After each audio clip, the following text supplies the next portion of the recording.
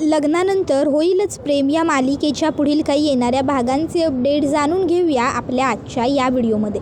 तर आता आपण इथे पाहणार आहोत की एका बाजूने देशमुखांच्या घरामध्ये भरभराट, आनंद, सुख समाधान येत आहे, तर दुसऱ्या बाजूने देशमुखांच्या आयुष्यात एक खूप वाईट घटना घडत आहे. आता नेमकी कुठली सुखद घटना, कुठली दुःखद घटना, काय कसं घडतं, या सर्व गोष्टी आपल्या या व्हिडिओमध्ये जाणून घेऊया. चला तर मग सुरुवात करूया आपल्या या व्हिडिओला. तर आता आपण इथे पाहतोय की सध्या काव्य आणि पार्थचं खूपच जास्त सगळं चांगलं सुरू आहे, सुरळीत सुरू आहे. आणि आता मध्यंतरी हळूहळू काव्याला आता थकवा जाणवायला लागलेला असतो, तिला गरगरायला लागलेलं असतं, म्हणजे तिला त्रास होत असतो.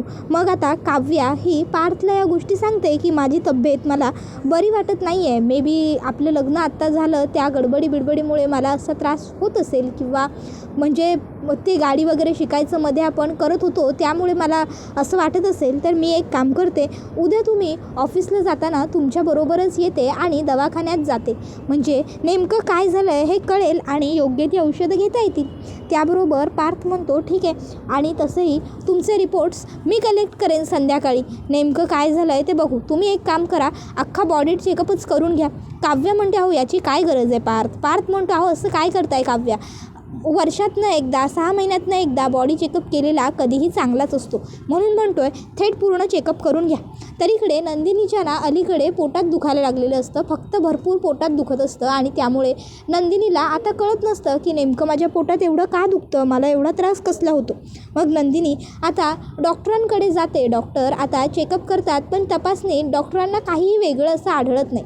पण मग नंतर डॉक्टरांना एक विचित्र गोष्ट आढळते आणि ती आता नंदिनीला सांगतात की तुमच्या युटरसचा थोडासा प्रॉब्लेम आहे आणि त्यामुळे तुम्हाला त्रास होतो आहे. नंदिनी आता डॉक्टरांना स्पष्ट विचारते काय अडचण आहे. मग डॉक्टर तिची जी अडचण असते ती तिला सांगतात आणि तुम्हाला कन्झ्यूम करायला प्रॉब्लेम होईल, त्यामुळे विचार नंतर करा, आधी ट्रीटमेंट करून घ्या असं सांगतात. त्याचबरोबर आता हे ऐकून नंदिनी म्हणते काय म्हणजे डॉक्टर, त्यावर डॉक्टर सांगतात जर तुम्ही कन्झ्यूम करण्याचा प्रयत्न ह्यात काही दिवसांमध्ये केलात ट्रीटमेंट पूर्ण करून घेण्याच्या आधी, तर त्यामुळे तुमच्या किंवा तुमच्या होणाऱ्या बाळाच्या जीवाला किंबहुना दोघांच्याही जीवाला धोका होऊ शकतो.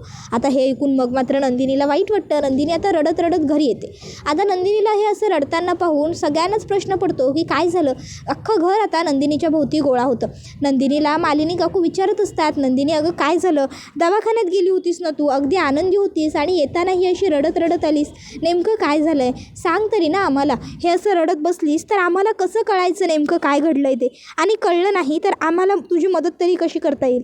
काय म्हणाले डॉक्टर, काही सिरियस आहे का, हे बघ सिरियस जरी असलं तरी घाबरतेस कशाला, आता खूप गोष्टी आहेत, आपण लवकरात लवकर तुझी ट्रीटमेंट करून घेऊ आणि तू बरीही होशील. काय झालं आहे नंदिनी सांग ना. त्यावेळी मग नंदिनी सांगते आई माझ्या पोटात दुखत होतं, मला वाटत होतं की साधं सोपं आहे सगळं, पण नाही, डॉक्टरांनी मला कॉम्प्लिकेशन सांगितलेत कन्झ्यूम करायला. आता हे ऐकून मग सगळ्यांनाच आश्चर्य वाटतं.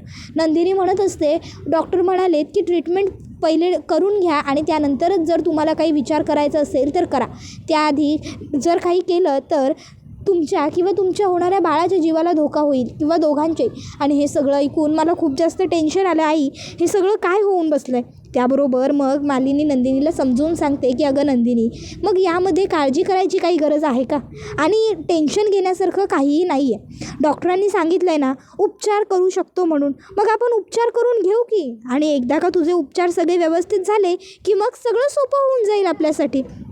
आता टेक्नॉलॉजी एवढी पुढे वाढत गेली आहे, एवढं सगळं चांगलं आहे, आणि तू कुठे 90च्या जगात चालली आहेस. अगं सगळं छान होईल तुझं, तू रडणं थांबव बरं पहिलं नंदिनी, डोळे पुस. अगं या एवढ्याशा गोष्टीसाठी रडत बसली आहेस का तू, डोळे पुस बरं नंदिनी, डोळे पुस प्लीज. त्यावेळी मग मालिनी काकू स्वतःहून नंदिनीचे डोळे पुसतात आणि नंदिनीला तिचा हातात घेऊन आश्वासन देतात की हा माझा शब्द आहे, तुझं सगळं छान होईल आणि हा एका आईचा आशीर्वाद आहे, आणि त्यामुळे आता रडायचं नाही. वेडाबाई कुठली उगाच कुठल्याही छोट्या गोष्टींवरून रडत बसते. त्यावेळी जीवासुद्धा म्हणतो अगं नंदिनी रडण्यासारखं काहीच नाही आहे याच्यामध्ये, आणि तसंही आपण कुठे एवढ्यात हा सर्व विचार करणार होतो, तसंही आपल्याला वेळ हा घ्यायचा होताच की या सर्व गोष्टींसाठी. मग अनायसे जर आता काहीतरी अडचण आहे तर आपण त्याची ट्रीटमेंट पूर्ण करून घेऊ शकतो ना, उगाच तू फार विचार करू नकोस या सर्व गोष्टींचा. इतक्यात आता इकडे पार्थला या सर्व गोष्टी माहीतच नसतात. पार्थ हा ऑफिसवरून येत असतो आणि येता तो आता काव्याचे रिपोर्ट जे असतात बॉडी चेकअपचे ते घेऊन येतो. काव्य चेकअप करून आल्यावर तिने पार्थला फोन करून सांगितलेलं असतं. मग काय, आता पार्थ हा ते रिपोर्ट घरी घेऊन येतो आणि तो आता येऊन दरवाजा ठोठावतो.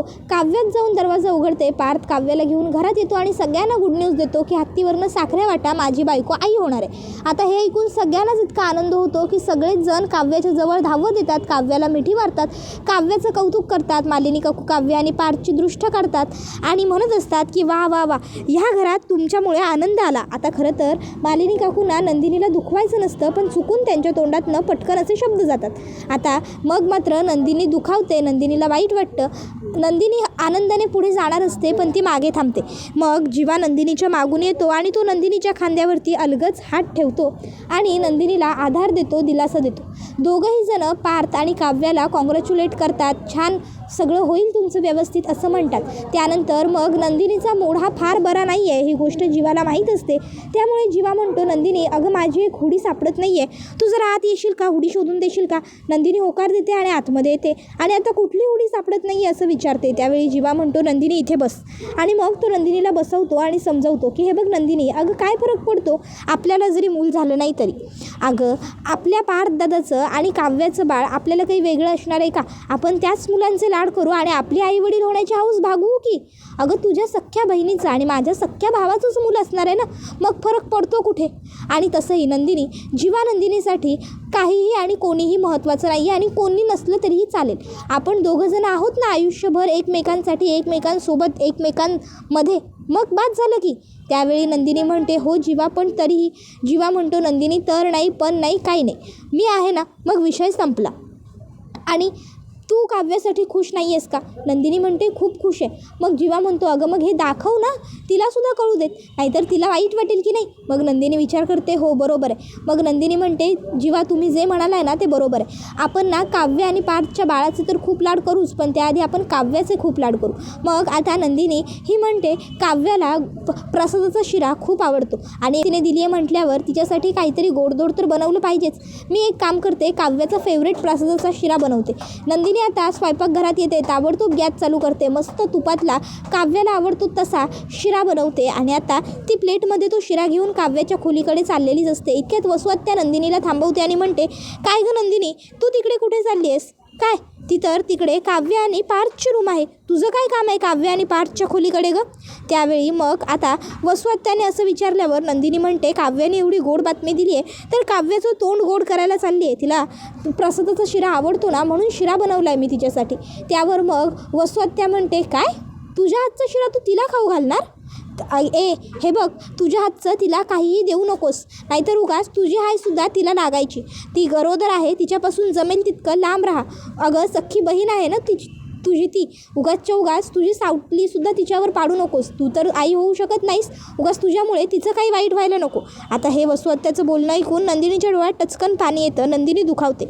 वसुहत्या म्हणत असते, उगाच ही आता रडणे वगैरेची नाटकं करू नकोस, समजलं ना नंदिनी. आणि मी जे काही बोलते ना त्यामध्ये चुकीचं असं काहीही नाही आहे. उगाच त्या काव्याच्या पुढे पुढे पुढे पुढे करायला जाशील आणि तुझ्यामुळे तिचंही काहीतरी वाईट होऊन बसेल, समजलं ना. एवढी चांगली भरली सरली पोर आहे ती, उगाचच्या उगाच तिच्या मध्ये मध्ये मध्ये मध्ये करायला जाऊ नको, नाहीतर तुझ्यामुळे तिचंही काहीतरी वाटोळं व्हायचं. तुझ्यामुळे नको ती अडचणी निर्माण होतील, कळलं ना.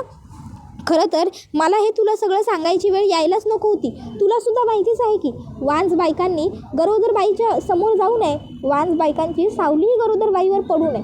पण एवढं माहीत असतानाही तू हे असं करायला चालली होतीस, म्हणजे नक्की तुझ्या मनामध्ये आहे तरी काय गं, हां, की हे सगळं काव्याचं चांगलं होतं आहे, तुझं नाही होत आहे म्हणून तुला वाईट वाटतं आहे, म्हणून हे सगळं करतेस काय गं, बोल की. त्यावर मग नंदिनी म्हणत असते, वसुहत्या, हो माझ्या मनात का वाईट काहीतरी विचार येईल. मला का वाटेल माझ्या बहिणीचंच भलं होऊ नये, माझ्या बहिणीचं चांगलं होऊ नये म्हणून. उलट मी तर चांगल्या मनानेच चालले होते हो, गोड घेऊन चालले होते तिच्यासाठी. त्याबरोबर आता रम्याने हे सगळं ऐकलेलं असतं. खरं तर हा सर्व रम्या आणि वसुहत्याचा प्लॅन असतो की आपण नंदिनीला खचवायचं, खच्चीकरण करायचं तिचं. पण मग आता मुद्दामून वसुहत्या हिला ओरडत रम्या तिकडे येते आणि म्हणते, आई बास, काय चाललं हे तुझं, आणि का उगाचच्या उगाच तू त्या बिचाऱ्या नंदिनीला एवढं घालून पाडून बोलतेस गं.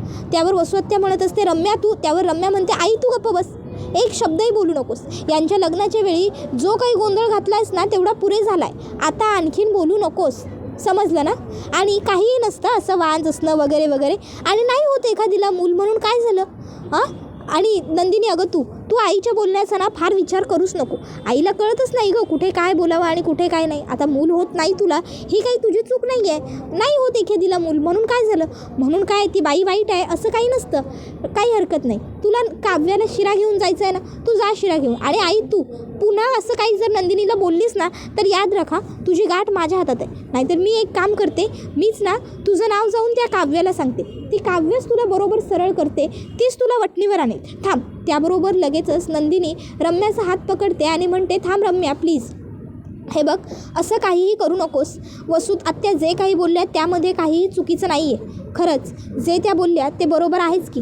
मला मूल नाही होणार म्हणजे मी वांजच राहणार ना. आणि माझी सावली उगाचच्या उगाच काव्यावरती पडली तर तिलासुद्धा उगाच काही अडचण नको यायला. वसुआत्या जे काही बोलल्या त्याचा राग नाही आला मला. हां आता वाईट वाटलं थोडं, पण ठीक आहे. शेवटी त्या जे काही बोलल्या त्या माझ्या बहिणीच्या भल्यासाठीच बोलल्या ना. जर काव्याला उगाच माझ्यामुळे त्रास झाला तर मला नाहीच बघवणार. प्लीज तू रम्या काव्याला यातलं काहीही सांगू नकोस, नाहीतर तिला खूप वाईट वाटेल आणि वसुआत्यांमध्ये आणि तिच्यामध्ये वाद होईल. आणि या अशा दिवसात तिची चिडचिड होणं चांगलं नाही आहे. त्यामुळे प्लीज उलट तू माझं एक काम करशील का. रम्या म्हणते हो सांग ना काय करायचं आहे. काव्यासाठी हा एवढा शिरा घेऊन जाशील का प्लीज. वसुआत्या म्हणाल्यात ना तू तिच्या समोर जाऊ नकोस. तर मी नाहीच जाणार काव्याच्या समोर. उगाच माझ्यामुळे तिला काही त्रास व्हायला नको गं, म्हणून म्हणते प्लीज प्लीज रम्या माझ्यासाठी एवढं करशील. त्यावर मग लगेचच रम्या म्हणते अगं नंदिनी इट्स ओके, यामध्ये एवढं प्लीज प्लीज म्हणण्यासारखं काय आहे. देते मी एवढा शिरा नेऊन.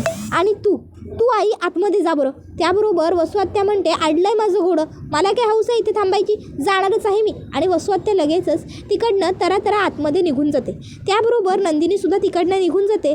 तर रम्या इकडे म्हणत असते वा वा वा, आता ह्या दोघी बहिणी एकीमेकीच्या समोर येणार नाही म्हटल्यावर आता मी मस्त काव्याचे कान भरू शकते. आता मी काव्याला सांगणार की कशी तुझी बहीण तुझ्या सुखावरती नाराज होते, कशी तुझी बहीण तुला दिवस गेले म्हणून स्वतःला मूल होणार नाही म्हणून तुझ्यावरती खार खाते. अरे रे बिचाऱ्या बहिणी ग बाई. आता बिचाऱ्या बहिणींमध्येच फूट पडणार, बिचाऱ्या बहिणींमध्ये वाद होणार, बिचाऱ्या वेगळ्या होणार. पण जे काही देवाने नंदिनी बरोबर केलं आहे ना ते अगदी छान केलं आहे. माझ्या पार्थला माझ्यापासून तोडला काय, माझ्या पार्थचं लग्न स्वतःच्या बहिणीबरोबर लावून दिलं काय. आता बघ आता कसं सगळं हिच्या उलट्यात जातं ना ते फक्त बघ. एवढं बोलून मग आता रम्या काव्याकडे शिरा घेऊन येते आणि तिला शिरा देते. तर दुसऱ्या बाजूला वसुआत्या म्हणत असते वा वा वा वा, आज त्या नंदिनीचा चेहरा अगदी बघण्यासारखा झाला होता. मला आणि माझ्या मुलीला नोकर बनवलं होतंस काय. नंदिनी बघ बरोबर तुला तुझी लायकी दाखवून दिली की नाही. अवकातीपेक्षा जास्त माणसाने चळवळ केली ना की शेवटी देव लायकी दाखवून देतोच. अजून तर हे काहीच नाही, आणखीन तर तुझ्या बाबतीत बऱ्याच काही गोष्टी घडायच्या आहेत. आता बघशील पुढे पुढे काय काय गंमत होते. एकदा का हळूहळू काव्याचे दिवस भरत आले की मग आणखीन नाही जर तुला हिणावलं आणि आणखीन तुला नाही जर एकटं पाडलं ना तर नाव नाही सांगणार वसुंधरा शितोळे.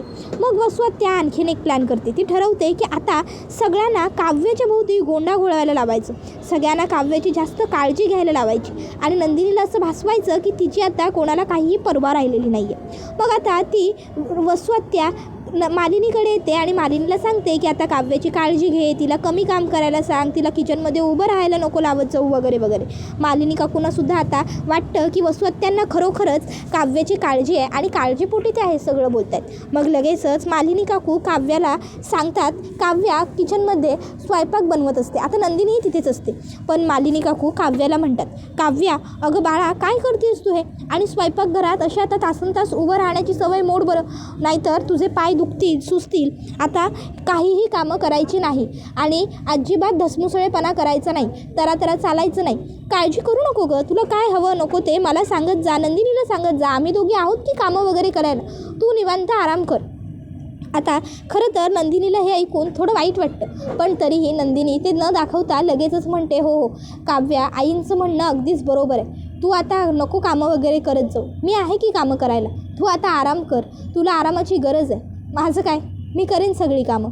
आता नंदिनी असं म्हटल्यावर काव्य तिच्याकडे बघू लागते. तर ती म्हणते, अगं म्हणजे मी अशीच आहे की, मला काय, मी करेन ना सगळं मॅनेज. आणि तसंही घर सांभाळणं, घरातली कामं करणं, ह्या सर्व गोष्टी मला आवडतात. त्यामुळे म्हटलं मी करेन कामं वगैरे, तू जा आराम कर तुझ्या रूममध्ये, मी बघते स्वयंपाकाचं. मग काव्या ही तिकडनं जात असते. मालिनी काकू तिला म्हणतात, सावकाश चल माझ्याबरोबर, मी येते तुला सोडायला. आणि मग त्या आता तिकडनं जातात. नंदिनीला आता हे बघून वाईट वाटतं. नंदिनी ही डिप्रेस झालेली असते. ती विचार करत असते, खरंच पार्थ किती नशीबवान आहेत की त्यांना काव्यासारखी बायको मिळाली, जी त्यांना कमीत कमी बाप होण्याचं सुख तरी देऊ शकते. नाहीतर मी तर जीवांना तेवढंही नाही देऊ शकत. जीवांना किती आवडतात लहान मुलं, त्यांना किती हौस आहे लहान बाळांची, आणि मी मात्र त्यांच्यासाठी तेवढंही नाही करू शकत.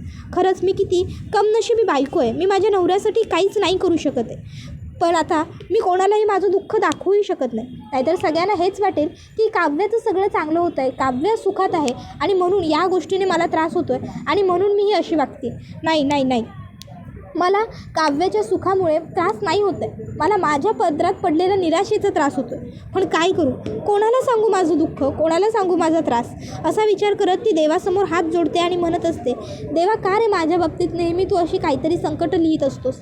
पहिलं भर लग्नाच्या मंडपातून माझं अपहरण झालं. त्यानंतर माझ्याशी कोणी लग्न करायला तयार नव्हतं. जीवांनी माझ्याशी लग्न केलं. त्यानंतर आमच्या नात्यात एवढ्या अडचणी आल्या, अडथळे आले.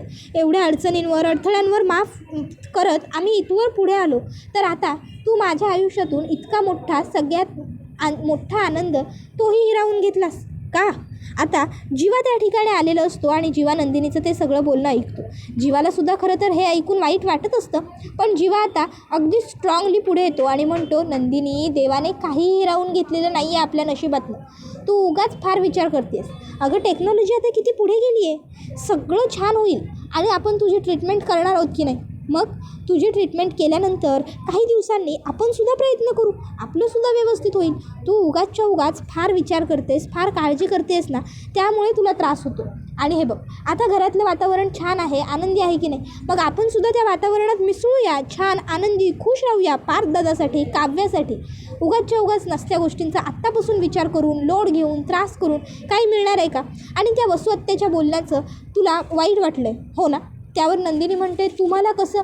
त्याबरोबर जीवा म्हणतो, माहिती आहे मला, मी ऐकलं होतं वसुहत्याचं बोलणं, पण मी जर मध्ये पडलो असतो तर तू अजून हर्ट झाली असतीस, म्हणून मी मध्ये पडलो नाही. पण तू तिच्या बोलण्याचाही विचार करू नकोस. अगं मूर्ख आहे ती, काहीही बडबडते. तर दुसरीकडे आता इकडे पार्थ आणि काव्याचं मात्र सगळं छान सुरू असतं. पार्थ काव्याचे खूप लाड करत असतो, तिला हवं नको ते सगळं देत असतो, सगळी तिची इच्छा पूर्ण करत असतो, तिच्या मनासारखं वागत असतो. आणि काव्यसुद्धा पार्थकडून भरभरून लाड करून घेत असते. त्याबरोबर हा व्हिडिओ इथेच संपतो. व्हिडिओ आवडला असेल तर व्हिडिओला लाईक करा. चॅनलवर नवीन असाल तर चॅनलला सबस्क्राईब करा आणि बेल आयकॉन आठवणीने प्रेस करा, जेणेकरून तुम्हाला पुढच्या प्रत्येक व्हिडिओचं नोटिफिकेशन मिळत जाईल आणि सर्व व्हिडिओंचा आनंद हा अगदी उत्तम पद्धतीने घेता येईल. चला तर मग प्रेक्षकांना आजच्या पुरतं इथेच थांबूया. पुढचा व्हिडिओ येईपर्यंत या व्हिडिओचा छान पद्धतीने आनंद घेत राहा. टाटा, बाय बाय, धन्यवाद. लग्नानंतर होईलच प्रेम ही मालिका तुम्हाला कशी वाटते हे आम्हाला कमेंटमध्ये नक्कीच सांगा. धन्यवाद.